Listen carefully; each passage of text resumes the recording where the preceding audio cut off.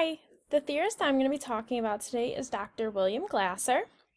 And a little background on him is that he was born on May 11, 1925 in Cleveland, Ohio, and he passed away on August 13th, 2013. So he is a much more recent theorist in the world of education and just the theories that he brought into the world.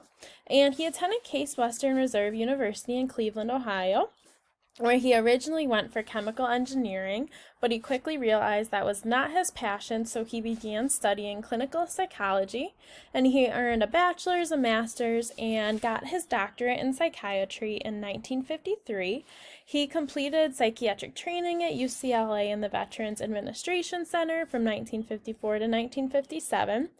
And he had a private practice in Los Angeles from 1956 to 1986. And it was throughout those years, especially the 1970s, where he became familiar with control theory systems through the writings of William T. Powers, who was a popular scientist at the time.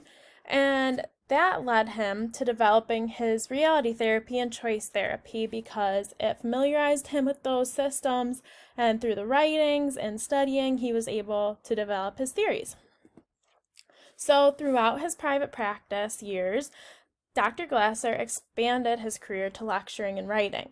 So he ended up publishing over 20 books. And I talk about 3 in this slide because they were top 3 most popular for the educational world.